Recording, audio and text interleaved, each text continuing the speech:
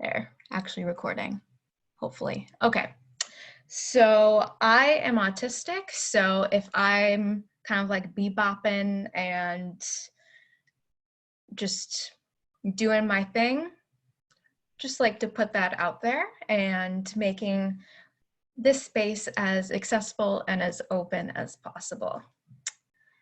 So with that said, for those of you who don't know, Ecofaith Recovery's climate justice work is guided through our 7 practices for awakening leadership.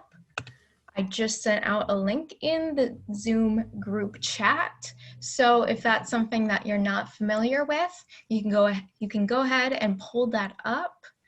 And this is the guide and the structure that we follow through all of our meetings, our public actions, in our personal lives, as we recover from our societal addictions of destruction, whether it's consumerism, imperialism, colonization, just general disconnection from the land and from one another. So we're just gonna go ahead, start at the very beginning, because it's a great place to start. And for our spiritual power to access, our first practice is consciously connecting with the indwelling God to rediscover our belovedness, our God-given power, and our place within God's evolving universe. And if you just need to, since it is 5 o'clock in the evening, just go ahead and let yourself just take a really deep breath right now. It's late in the day, but I really thank you for being here and taking this time together and connect in this way. Just finding that center within yourself. And I want to share a quote and a prayer.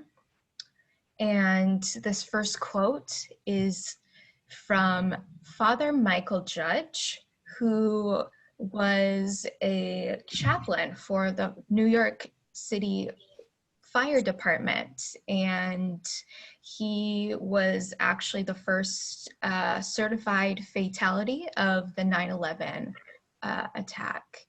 And this quote is, "No matter how big the call, no matter how small, you have no idea what God is calling you to do, but God needs you. He needs me. He needs all of us."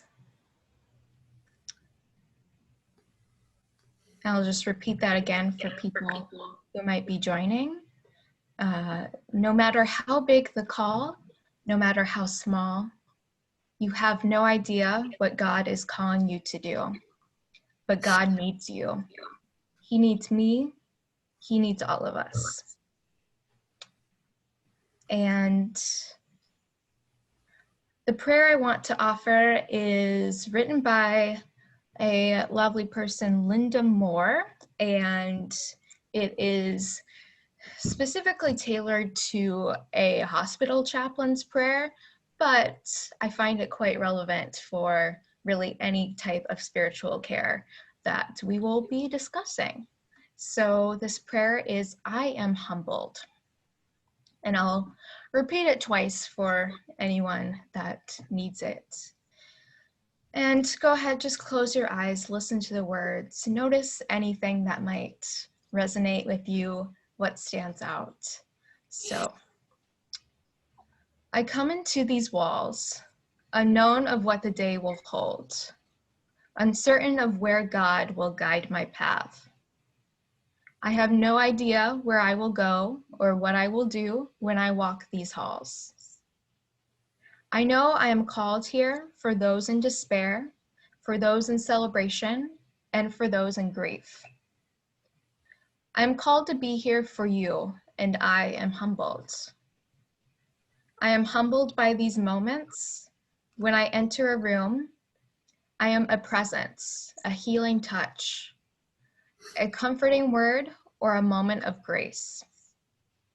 I am humbled by these moments when I celebrate life, mourn death, standing in awe of resurrection, and I wonder, how is this even possible? I am humbled by these moments as I enter these walls, for you have asked me to.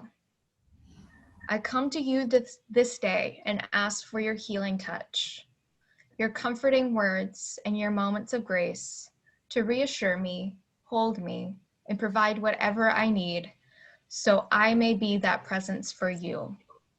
I am humbled and I ask you now, hold me, guide me, and carry me as I enter this day with you.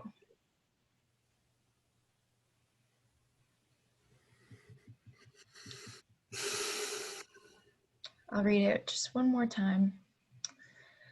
I come into these walls, unknown of what the day will hold, uncertain of where God will guide my path. I have no idea where I will go or what I will do when I walk these halls. I know I am called here for those in despair, for those in celebration, and for those in grief. I am called to be here for you, and I am humbled. I am humbled by these moments. When I enter a room, I am a presence, a healing touch, a comforting word, or a moment of grace. I am humbled by these moments when I celebrate life, mourn death, standing in awe of resurrection, and I wonder, how is this even possible? I am humbled by these moments as I enter these walls, for you have asked me to. I come to you this day and ask for your healing touch, your comforting words, and your moments of grace to reassure me, hold me, and provide whatever I need so I may be that presence for you. I am humbled and I ask you now, hold me, guide me, and carry me as I enter this day with you. Amen.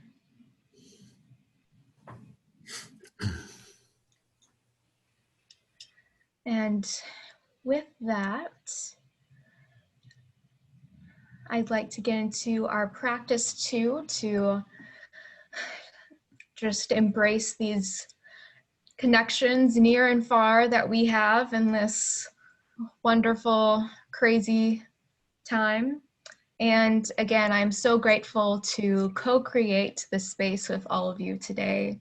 And just so we all know who is here and just uplifting every voice here, we can go around and just share our names, preferred pronouns, and wherever you are joining us from today. And again, if you are more comfortable doing that in the chat and typing that out, please feel free to go ahead.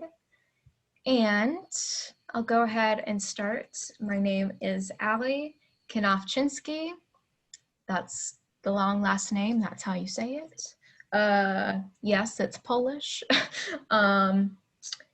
I am here in Berkeley, California, and I usually say my pronouns are she, they, and whatever the heck, etc. So anyone else who'd like to share?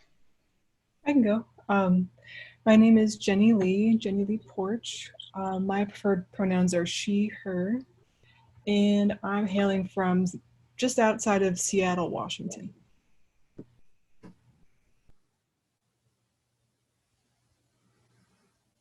I can go next.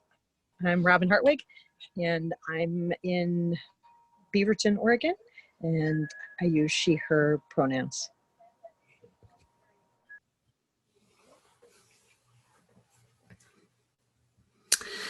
Hi, this is Mark Chaffin, and I'm from Troy, New York, and I am he and him.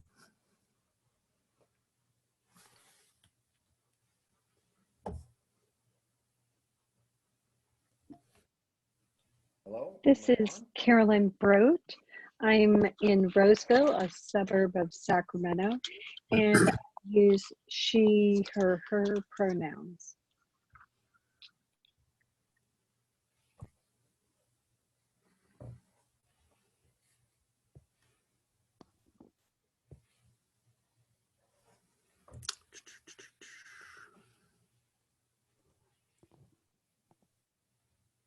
right. Thank you for sharing and uplifting each of you, and I really do appreciate you all being here.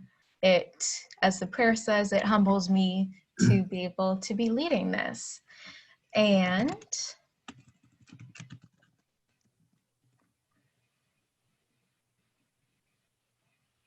no problems with muting or unmuting. Again, just making this as accessible for everyone as is comfortable.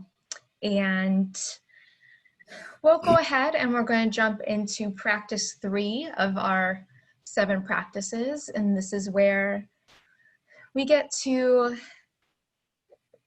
uplift our stories and recognizing the power of God's presence at work within our lived experience, the lives of others, and the stories of the places we live. So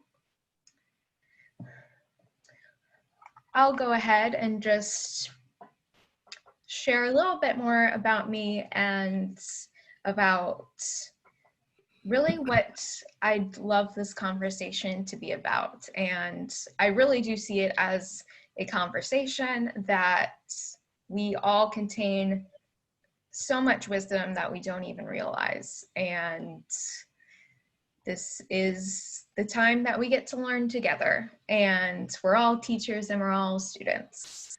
So I am currently a student with the Chaplaincy Institute that is located here in Berkeley, California. I am originally from South Dakota, so that's why I made the long journey over this direction. And the Chaplaincy Institute, which I can actually link for you in our chat box if you are so interested.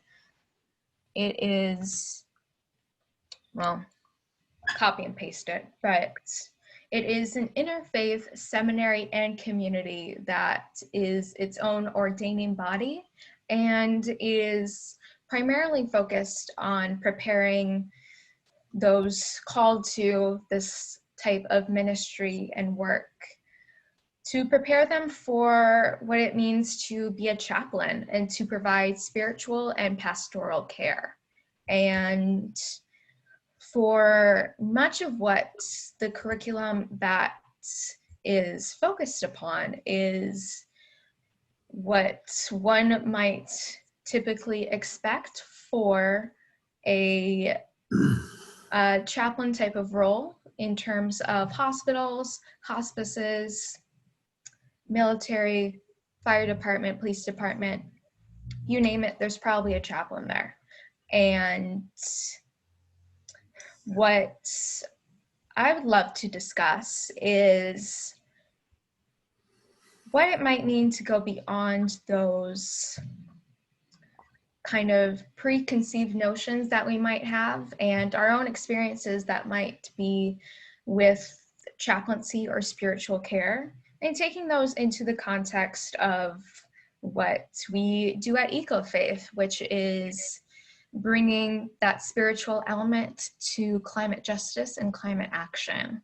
So I would love to just pose in our larger group here a couple of just questions that, again, we can discuss together or sharing your answers in the chat box as well for us all to read. And the first question I want to ask is, what experiences that you have had, if any, with a chaplain or with a spiritual care worker? Thank you, Mark, for sharing your own experience with doing chaplaincy, for that wonderful work.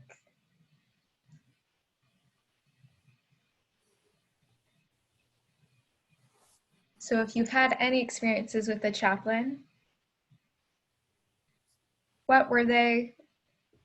What context was it? How was that experience for you?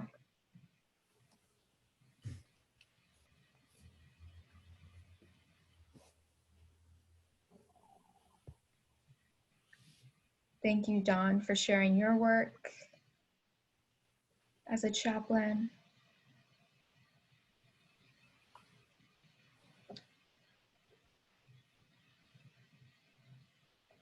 Yes, Robin, I see your hand is raised.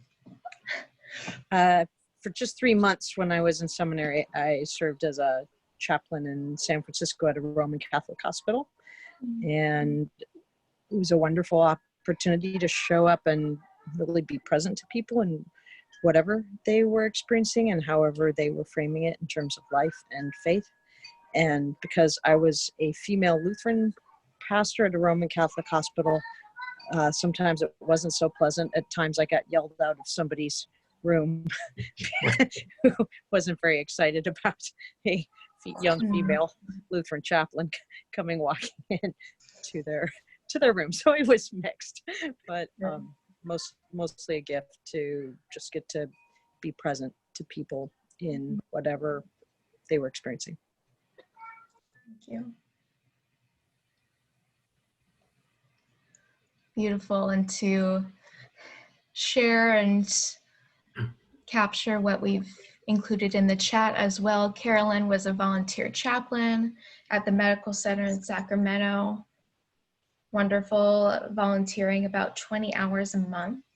And Dawn has had some powerful experiences as a hospital chaplain during healing services with the ALCA pastoral care, and just helping those with end of life, which is often where chaplains come in, with end of life, with illness, with grief, with all those really heavy experiences.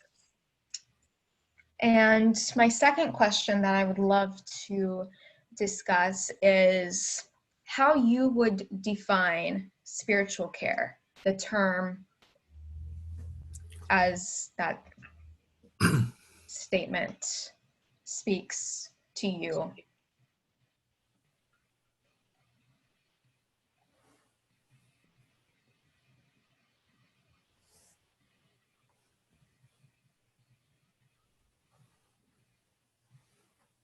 What work might be involved, what qualities, what skills might be involved. When we generally think of just spiritual care.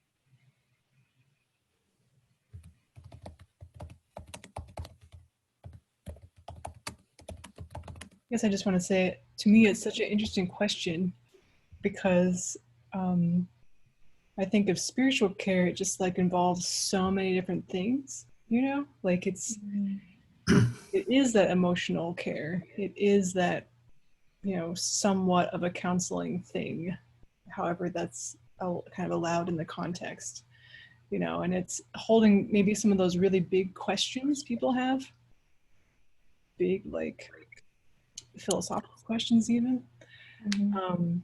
And also I think just has to do with the presence and really understanding that power that you have, which I think actually the prayer mentioned a lot at the beginning about, I'm coming in, I don't know what's going to happen, you know, give me your presence. And so those are a few of the things that kind of come to my mind about that. Yeah, thank you. I love that. And Mark shared offering one's whole self as an instrument for the presence of the Holy Spirit to affirm, listen to, and offer blessing to another. Love that. Beautifully said. Dawn shared, I seem to always need to provide a sense of comfort and hope. Spiritual care to me is allowing the person to communicate about all aspects of their being. Very true. I love that. Carolyn shared, I think spiritual care begins with a ministry of presence and then unfolds, most definitely. Paul and Deanne, I would define spiritual care as a qualified ministry person taking an important role as a confidant and someone who guides us through our spiritual journey to be closer to God. Love it. Beautiful answers, people. Couldn't say it better myself. So with all that said, we've unknowingly already jumped into a lot of what it means to offer spiritual care in so many different settings and contexts.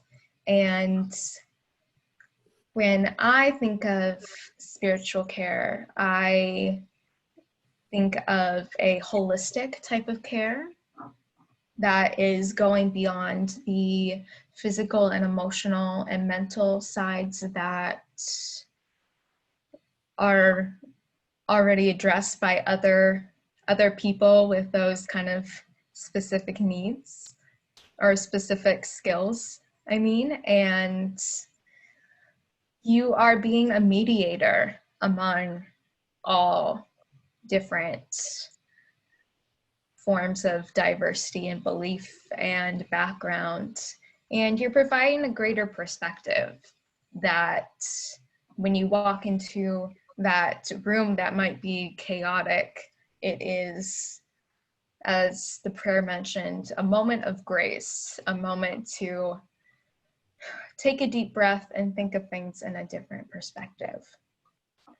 So with that, we're going to jump into practice 4, which is about mentoring. So as we mentor one another, I will kind of bring up some 4 main points that I think of when it comes to chaplaincy and when it comes to providing spiritual care for others, whether they're human or not. And at any point, if you want to jump in with your own thoughts, you can go ahead, either raise your hand, since that's a thing that I didn't know you could do, and or just include it in the chat box as I just kind of ramble on, as I feel like I tend to do. But the first thing that comes to mind is active listening, which is really being a witness and walking with someone during what might be a very difficult time for them. And the big thing that I think is really crucial, that I think is so kind of expected, especially when we're considering a hospital type of setting, is how can we fix this and how can we cure this? But the whole concept of listening is that we're not fixing. We're embracing what is, what might be broken, what might be present, and you are bringing it to attention and letting it be seen and letting it be heard. And with active listening, there are kind of 3 parts of listening that can really dive into this whole process, which I say listening, saying it as something that is probably quite straightforward, something I know how to listen, I got that. But it can get a lot more complicated once you kind of really delve into it. So there's listening, you're listening for words, which is simply just, you can parrot back what words someone says, and you can say that you listen to it. You're listening for essence, which can dive deeper into what do those words actually mean, and what is this person actually saying? What are they speaking to? Where are they speaking from? And you're listening for being, which is the hardest one.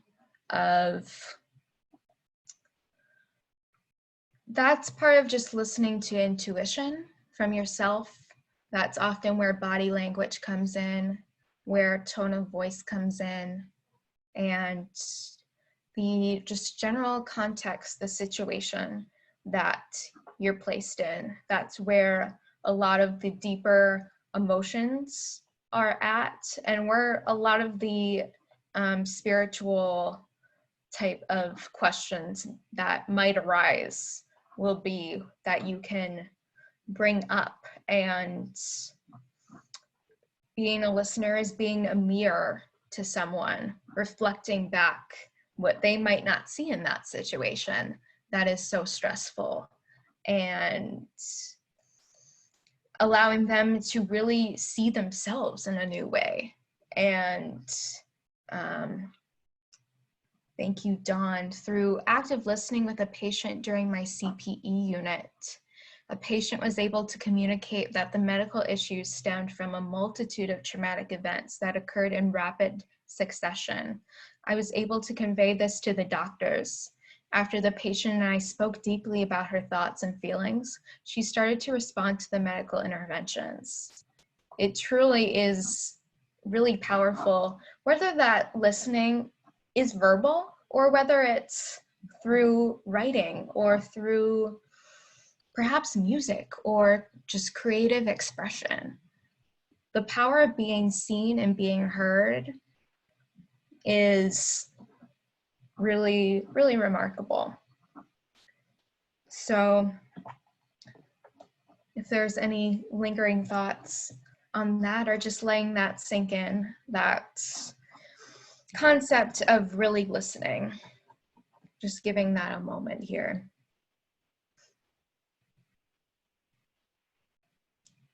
And also letting me take a drink.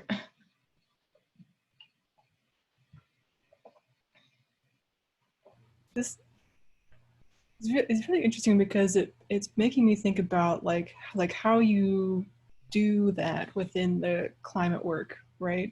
Mm-hmm. So whether it is listening to people who are maybe more affected than myself at the moment, you know, and like how to really hold that space, not having that same experience, you know, and like that takes like all those levels that you were talking about of like deeply listening, I'm sure.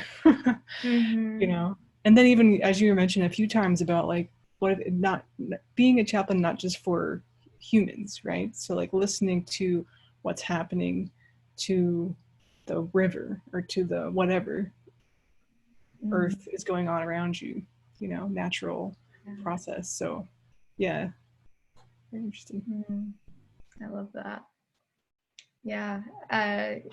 Yeah, just uplifting voices that we'll delve into a little bit later. But yeah, I think especially in this work, as we kind of meld the two areas together of listening in a way that you're listening to everyone, especially in this space that I know a lot of us share because we're here and we have the technology to be here. We have the resources and the time to be here. So this active listening is a practice we can start with ourselves and among one another, and with that practice, hopefully expanding farther. Thank you, Mark. One way I describe my work to others is that I am a story catcher, and I receive the different kinds of stories people embody, the physical, social, emotional, family, spiritual, and reflect back the story to the storyteller to hear for herself. I love that so much. A big part of what I do besides this kind of spiritual work is that I love to write, and I believe a lot in the power of stories, and the stories that we each have can make a huge impact. So with that, a second big point of spiritual care is spiritual assessment, which sounds like we're taking a test. Don't worry, not that. It's really just being able, with that active listening, this goes hand in hand of learning more about who you're listening to, as well as really seeing what spiritual needs are at the forefront here that we should be addressing, that other forms of care right now might not be addressing. And with a quick Google search, you can find so many different models that chaplains and other care workers can use for spiritual assessments. And I'm just going to share one of those with us right now, and that is called FICA, F-I-C-A. Don't worry, it's not your credit score. It stands for faith, the F, faith, belief, and meaning. So really, what do you believe, and where do you find meaning, and what do you have faith in? Because there are so many different ways to believe. And even though my program that I'm in is technically interfaith, I think that even if it's a place that is primarily Christian or some sort of religion, there's so much variance in there. And being able to really give presence to what is true for them, what does spirit feel like for them, is important to be able to address what they might need. The I stands for importance or influence of spirituality. So how important is spirituality and faith to you in your life? Maybe it's not that prevalent, or it might be the very core of every breath you take. So really weighing out that scale to be able to see where spiritual care might fall into that. The C is for community connections. This community might be a faith community, or it might just be loved ones in your life, friends, family, colleagues, whoever exists in your life that that you draw that connection from, you draw power and love from. And the A stands for action. And that action is in context of all that might be going on right now, of what actions can we take, what actions feel most true to where you are at right now, what actions have been taken in the past that may have worked and what might not have worked, to be able to weigh out not only what the needs are, and a big part of that is, you know, how can we best address these and give light to what those needs might be. So again, that's just one shorter way of spiritual assessment, and there can be so many different questions that you can ask, but ultimately it's being able to really, from that place of listening, you're meeting with that person where they are at versus trying to put them somewhere else where they might not be ready to be. And when we're talking about a place of crisis, of grief, and I haven't addressed it yet, but I did not imagine having this conversation in this climate, in this setting that we're all in, but that's just a whole other kind of realm that we can twist this into, to bring more light into that. So that is spiritual assessment. And they might be questions you want to ask yourself too when you come into whatever situation that you're applying spiritual care. So if anything arose for you, or just taking this moment to sink in. I'm spewing out a lot of words, so just taking a breath in there.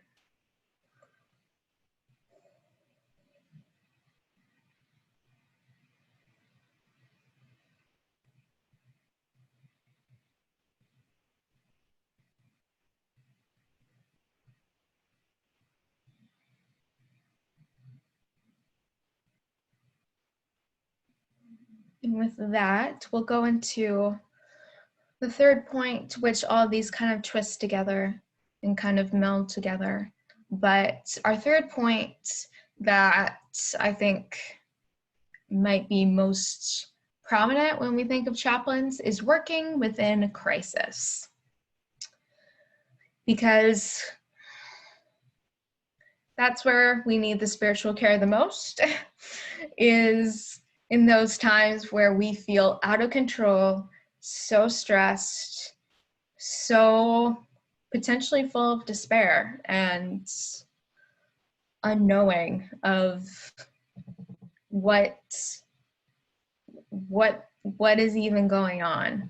And chances are in these moments there are many other people involved to address, to kind of bring those moments of stillness, those space of just quiet reflection, of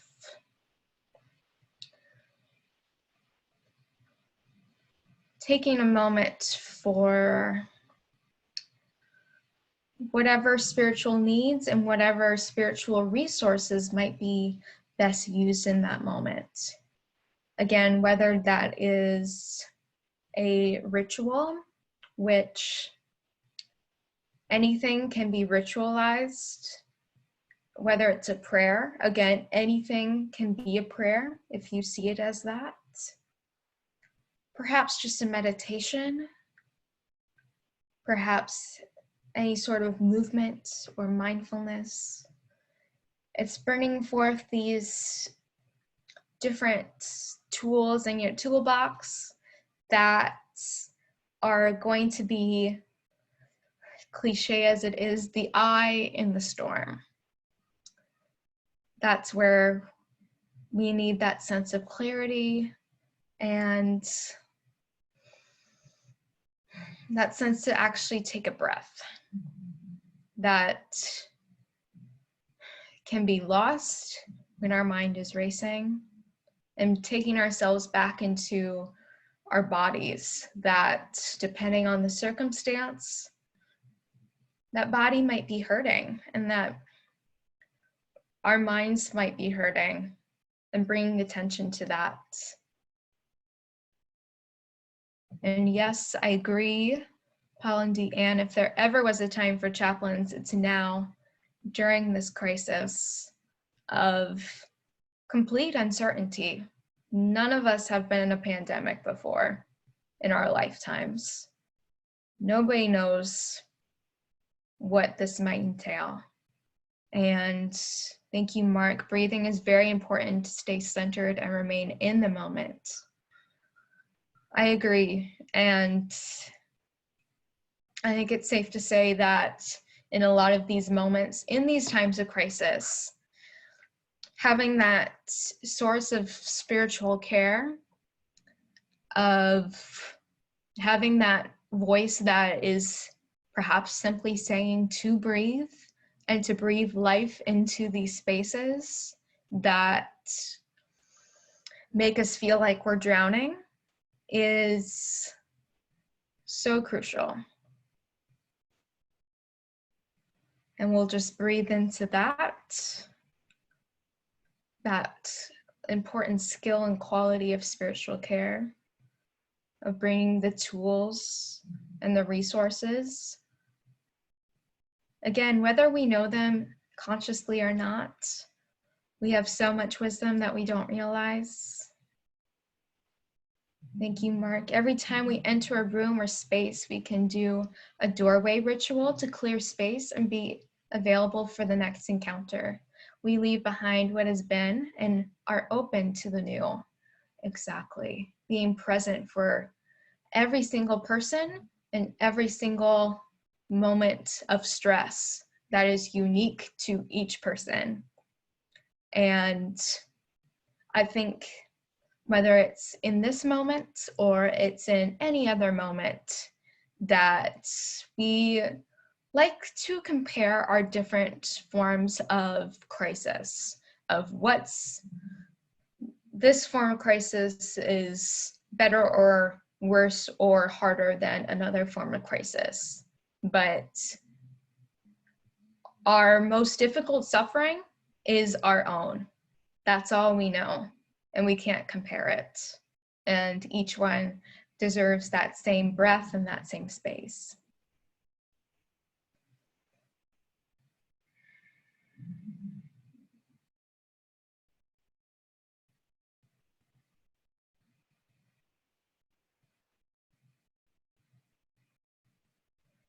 And in that space are my last point here for spiritual care is asking courageous questions. I bring this point up because if you know me, I'm a huge fan of Brene Brown. Total fan. And the importance of vulnerability in these spaces of any form of care, but especially spiritual care, because these are questions, these are topics that we usually shy away from. And in a moment of crisis, we might not even want to address it because there's so much else going on. But it's bringing light to our own unique truth, whatever that might be. And in that space of vulnerability, we are bringing a sense of dignity to every single person, bringing compassion and empathy to every single person. And in this sense of climate, every single living being, every single ounce of life and space and whatever that might be. And typically when we think of vulnerability, the biggest enemy there is shame. And I think there's a lot of shame when it comes to being in pain and being uncertain and all of those difficult emotions that we might try to mask and that we might want to completely avoid. And in this point of courageous questions, a big distinction that I want to make is the difference between spiritual pain, or really any type of pain, versus suffering. We often use those words interchangeably, but they have different meanings. And the big difference is that pain is as a result of something happening. It's an occurrence in the body, in the mind, in the spirit. And suffering is our reaction to a situation, mostly to pain that we choose to suffer, or another example of perhaps a parent chooses to suffer for their child, for their well-being. And that is different from the pain that we might feel. And there are 4 different kinds of spiritual pain that are important to kind of to distinguish. in terms of the spiritual needs, the spiritual assessment, they all kind of meld together. The first pain is pain from meaning, in that sense of I'm finding difficulties finding a meaning or a purpose in what is happening, what I'm feeling, and what is going on in the world. And from that pain, being able to ask that question of where can we find that strength, and where have you found a source of meaning before? There can be pain from forgiveness. This is often thought of between people, that I've never been able to forgive this person for that one thing. Perhaps I cannot forgive God for having us suffer through a pandemic, or for us, I cannot forgive those in power for being a huge cause of climate change. And I mean, forgiveness is hard, however you wanna slice it. So just being able to sit with that, and those baby steps of finding those potential spots of giving grace and patience where it's needed. There's spiritual pain from relatedness. I don't feel connected to anything. I feel completely alone. I don't have anyone. I don't have God. I don't have any sense of connection to myself and this body and all that might be going on. So in addressing that pain, being able to ask what might be an anchor that might hold me here and helps me feel connected. What could be a source of connection that I can make where I'm at? Is there a place or a resource that I can reach out to, whether it's God or something else, to feel related to others, whether it's people or it's life in general? And there's spiritual pain from hopelessness. Again, kind of self-explanatory. I'm kind of hopeless at what the future might hold for us, for me, for all of life, for my loved ones. The hopelessness is something that pervades us so deeply in our times of climate change, in our times of COVID, in our personal lives, of trying to juggle all of these emotions that we might have. So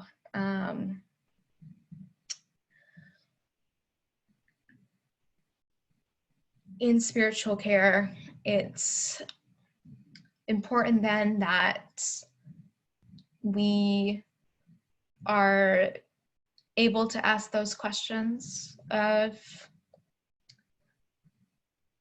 addressing what that pain might be, kind of distinguishing perhaps multiple sources of pain, and being able to, in a way, depending on how you see energy and that sort of intuition, perhaps. Those are areas I see as blockages that, in terms of other forms of care that might be going on, physical, mental, emotional, that these bigger spiritual questions might be blocking us from being able to fully heal and fully acknowledge the present and our own value. So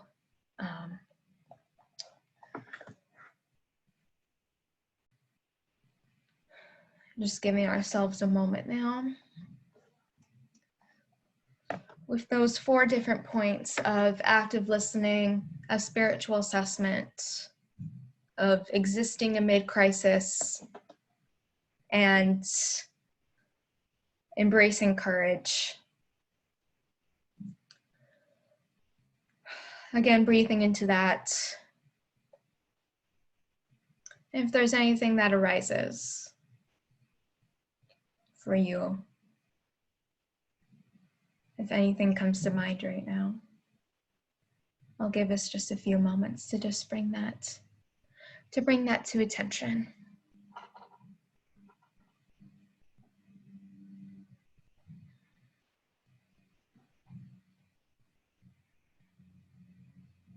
However you want to share, if it's through the chat box,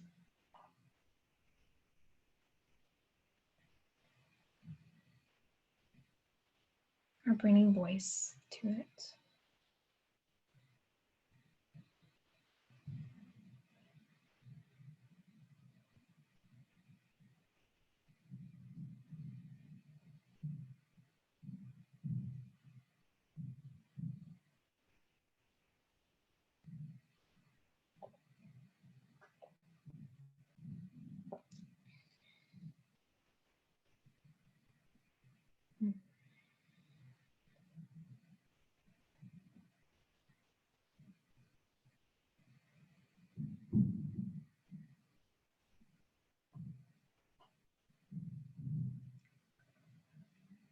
As always, feel free to jump in as you see fit, and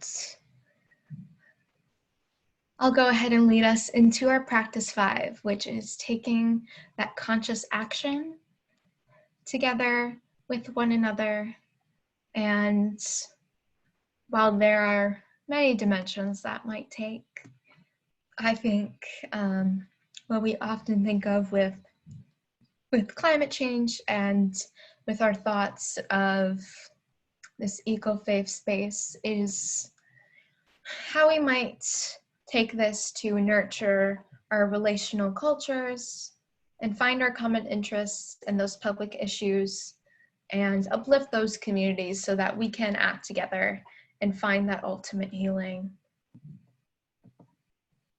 And that is a wonderful question from Paul and Deanne to how do you find this time will create more spiritual awakenings for people? That was a great question. And Dawn said, at my hospital, the chaplains have been asked to make rounds of the staff who are very stressed. I had a shift 2 weeks ago and again this coming Sunday. The COVID case numbers have rapidly risen since my last shift. I need to prepare myself before my shift this weekend.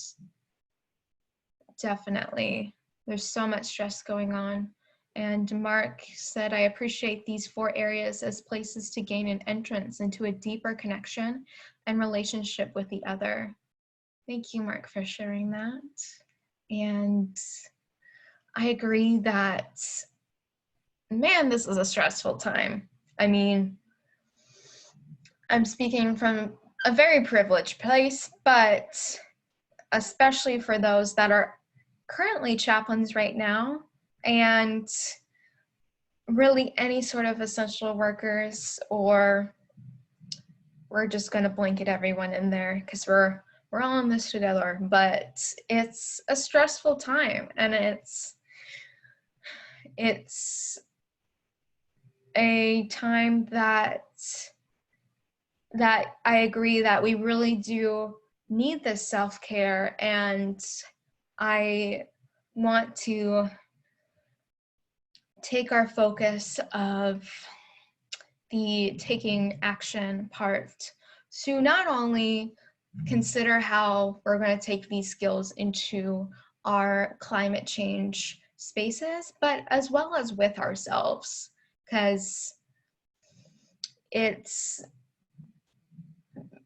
I find very difficult, almost impossible, to be able to bring these sort of skills, these spiritual needs that might arise, cannot be adequately addressed if we don't take that care within ourselves and provide that spiritual care back to us. And again, with that, I'd love to make this a conversation. So go ahead, keep sharing what you do in the chat or pipe up when you want to. But just some thoughts that I had included considering spiritual care in all these different places, of the importance of finding meaning and purpose. That I think addressing that question from earlier will inevitably lead to more just purpose, but also potential spiritual awakenings of realizing that however we feel to best connect spiritually and find that spiritual power, and also address every single part of our well-being, because part of this care is holistic, of body, mind, and spirit, that we find greater purpose in everything, whether it is consciously making a ritual out of your self-care practices, of making time to pray, of taking time for meditation, perhaps taking this time for whatever you need. Dawn said, my work with the ID population has been quite hard recently. I fall on my chaplain skills to help these individuals who, through their cognitive limitations and extreme change in their daily routine since the closure of everything in the community, I lost a few of my decompression activities due to closures. I need to reassess how I was taking care of myself and finding other ways. Definitely, our lives are changing in so many different ways, and I can attest to those people, Dawn, that you are working with, that for all of us, but for me being autistic, routine is so important, and changes in routine can really throw us off. So I think that's where we pull in spiritual assessment for ourselves. It's not necessarily going to be kind of a Q&A type of session with yourself, because you know what you believe, most likely. But it's reassessing, how can I best access my spiritual power and take care of myself best where I am at in this current environment where I am at. And that might be finding just greater meaning in little things, of the often said the gratitude practices, of really finding meaning in those little things will be so important, and finding meaning in our greater context, in our greater situation of our pandemic, of our climate change, of all of that. And the first 2 weeks, Dawn said, of the closures, my one-on-one work was all about lowering levels of anxiety with the individuals I support, and I found myself to be exhausted. There's a lot of anxiety, whether it is through COVID and often felt but not always addressed climate anxiety, of people of my age, or really anyone, of wondering what the heck this world is going to turn into at this point, which with so much going on, it's hard to tell. It's hard to focus on one thing. So I think in crisis, again, going back to finding space within crisis, amid this crisis, of taking that space of quiet presence, centeredness, mindfulness, however that might resonate for you. Some other points that I also thought of in terms of spiritual care and our world in all the contexts is, we already mentioned, our full presence, to recognize the situation from a holistic point of view, which also coincides with uplifting all voices, whether they are human or not. And we uplift those voices as a witness, to not put words into others' mouths, but to authentically see others and hear others as they are. And there are so many different stories that arise with climate change, that arise with our pandemic, that arise just in everyday life, that our experiences are often such wonderful teachers to be able to mentor others and to provide care that we might not even realize. Yeah, one of the things that, kind of came to my mind was the sense of needing to grieve, Mm-hmm. So whether that's the changes that happen through climate change, which I think maybe we're getting sort of this like super focused view of how things can change in this time period right now with COVID. I know for me, like some of those things maybe like dawn that, the self-care things that I had access to either don't, or they've gone online. And so they've changed significantly from how they were able to sort of support me before. And so that sense of like needing that personal support to be of support to others.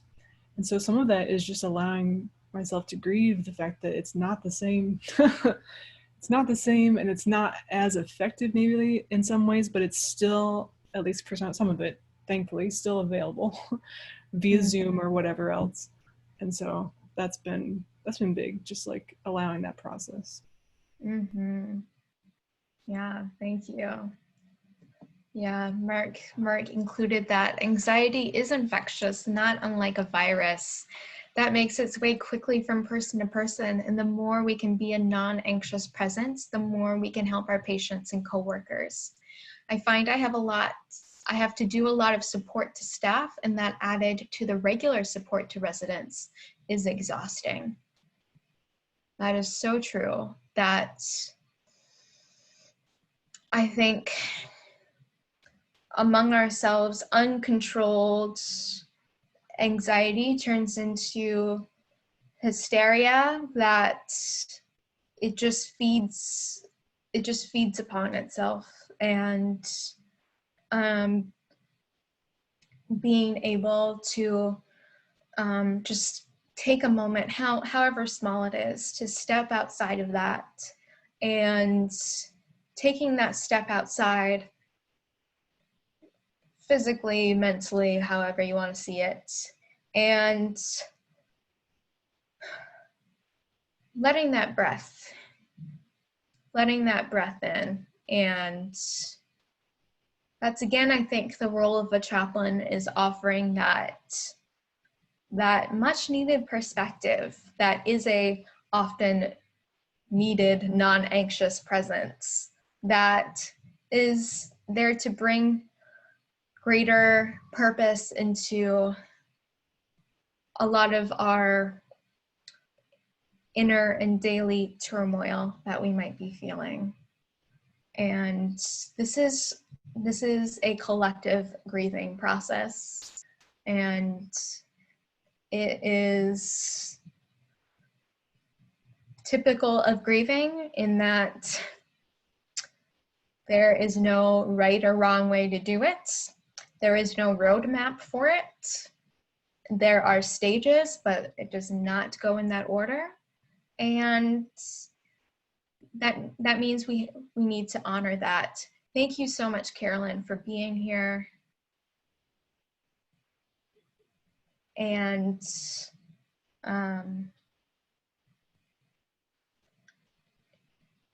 just giving your own awareness for that. Dawn said, ooh, flow therapy in Himalayan salt cave.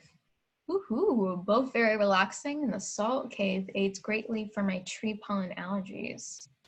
I also lost my monthly labyrinth walk at my local church. We're losing a lot of these different spaces that we used to rely upon for our terms of spiritual care. And my other point that I jotted down in my few notes is to, as everything is changing around us, to cultivate resilience amid our chaos and amid all of this pain that we are feeling and that everyone is feeling, since we are all connected, and it is felt by the entirety of our body as humanity and our body as our planet. Yes, thank you, Mark. And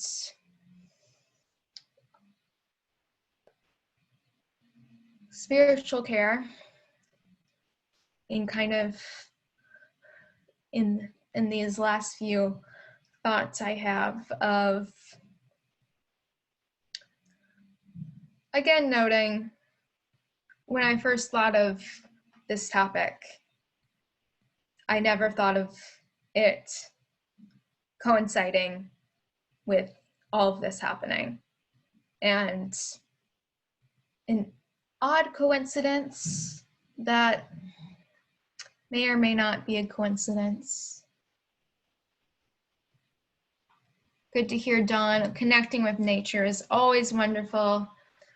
Being able to find that sense of connection is important and is not just felt within our human communities.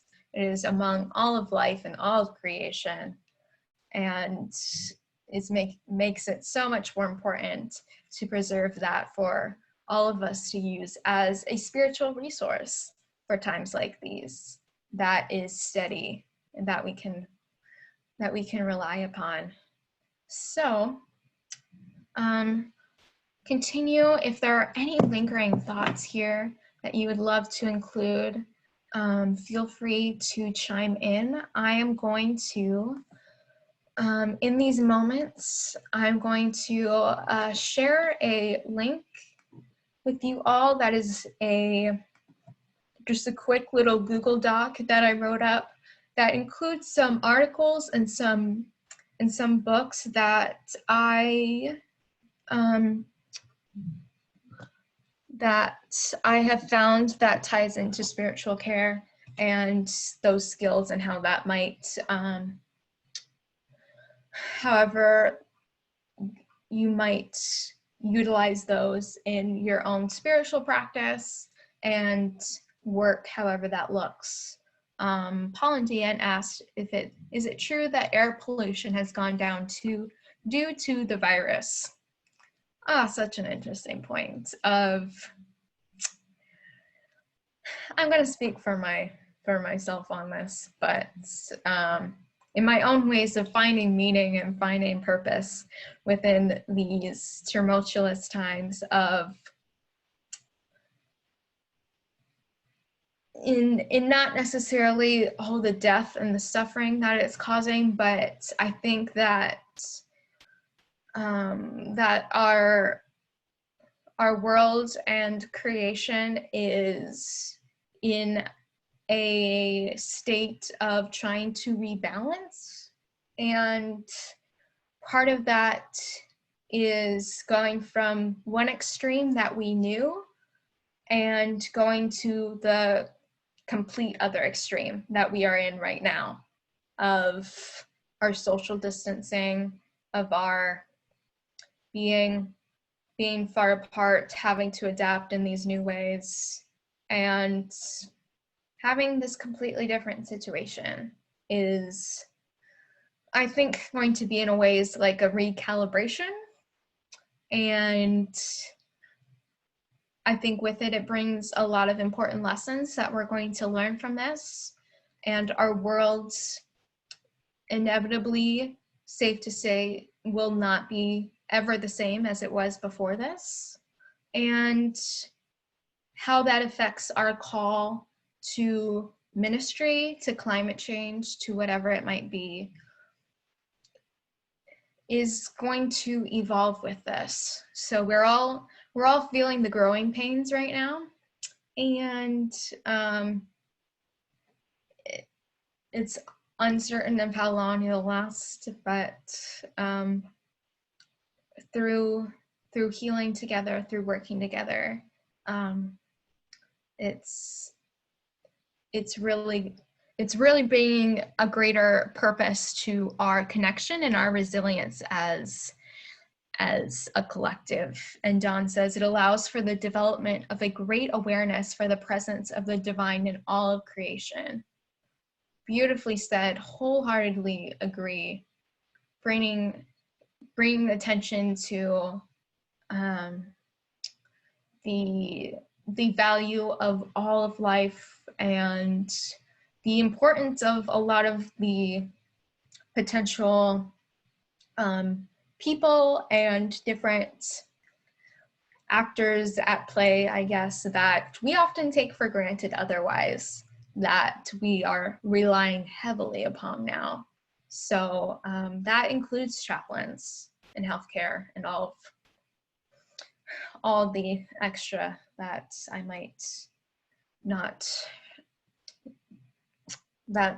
might not name, but are equally as important.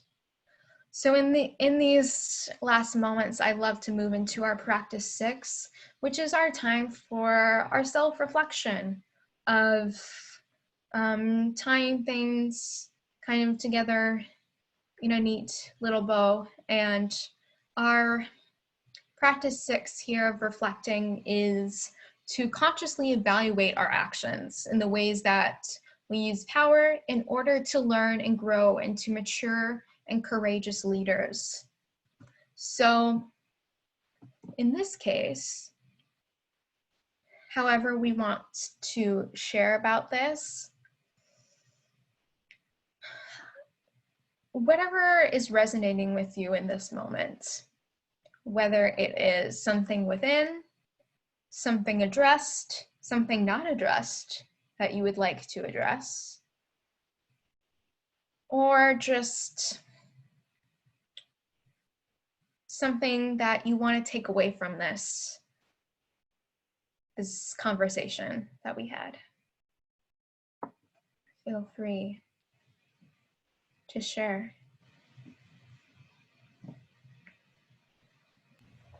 Something that really stuck out for me was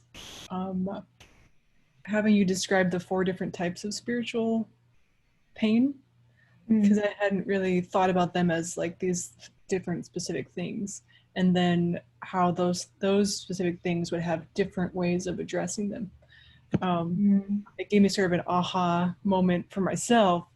I was like, okay, what like this really makes sense for something that I guess I was thinking or whatever.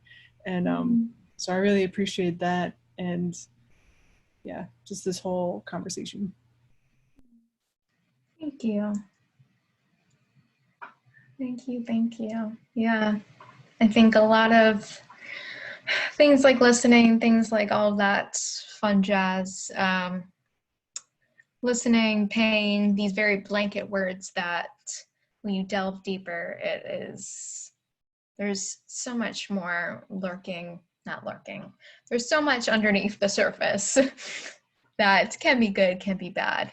And Paul and Deanne, thank you for your thoughts and your knowledge. Thank you for your presence, for being here. Don said, I only started being a chaplain a year ago when I was fulfilling my CPE requirements. I realized that this was a calling. I have been learning and growing into my role as a chaplain and using my pastoral authority. It has only been recently that I've realized that I make a huge impact on those that I minister to. Thank you, Dawn, and thank you for all you do. Truly, I don't think most of us realize the impact that we make, whether it's directly or indirectly, and simply the desire to want to provide spiritual care and to be a source of comfort, to be a companion for someone during these really difficult moments that we want to steer clear away from because they're uncomfortable and they make us vulnerable. So truly stepping out there, being compassionate is our greatest gift. Mark said, during this time when we are all stretched more than usual, we should have expectations commensurate to what we face. Being a good enough chaplain or person at this time may be enough.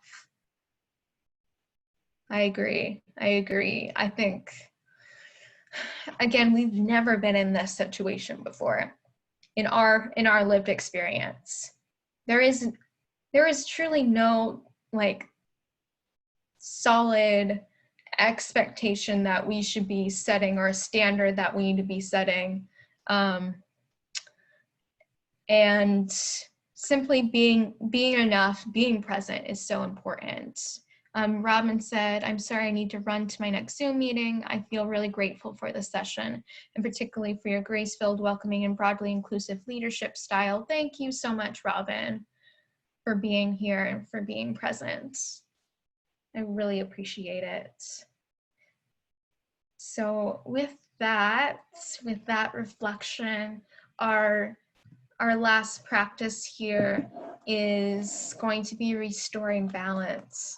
And just a quick part of that I do want to include, that is often included in worship services or 12-step meetings, is that there is kind of a designated time to like pass the baskets and to collect offerings, which it's a very difficult time right now, so I'm not going to spend too much time on this, but I do want to just put into our chat conversation here, if I actually can, but going to ecofaithrecovery.org, and if it is within your means to be able to support Ecofaith through a donation, that is so greatly appreciated.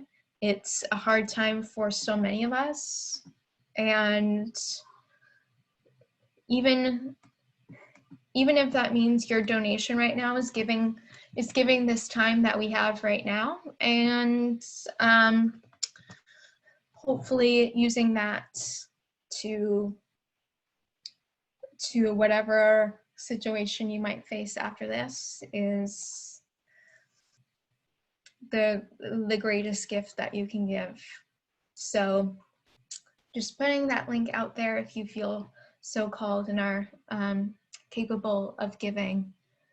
That is always there through our website. And for practice 7, it is to restore balance to ourselves and to creation, to wrap this up.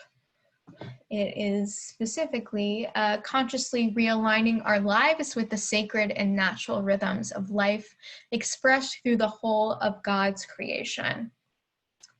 So my last little point that I'll leave you off with is another quick prayer for us to return back to Spirit God, the divine, however you name it, and to simply ask for our collective and our individual renewal of our mind and our body and in our spirit. That I think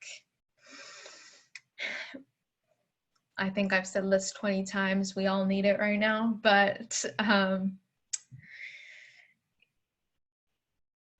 it's something that hopefully we can continue to grow with through these times. So go ahead, take a deep breath, find that place of stillness, and I'll read this 2 times just to let those words sink in and whatever resonates most. So, God, we come before you today in need of your healing hand. In you, all things are possible. Hold our hearts within yours and renew our minds, bodies, and souls. We come to you with grace. You give us life, and you also give us the gift of infinite joy. Give us the strength to move forward on the path that you've laid out for us. Guide us towards better health, better wellness, and give us the wisdom to identify those you've placed around us to help us all grow and heal.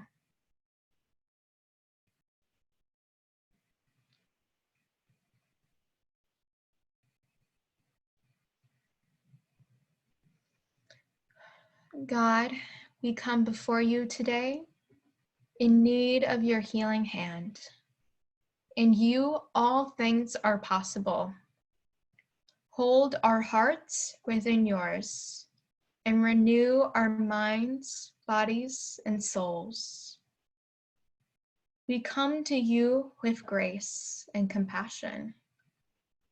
You give us life, and you also give us the gift of infinite joy and love. Give us the strength to move forward on the path that you've laid out for us. Guide us towards better health and wellness, and give us the wisdom to identify those that you've placed around us, human or not, known personally or not. Identifying those to help us to grow and to heal. Amen.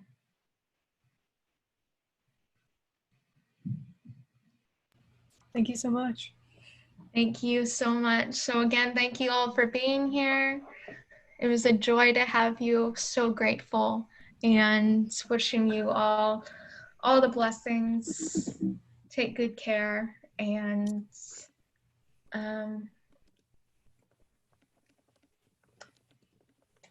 much love, much peace, much blessings. Thank you. Thank you so much.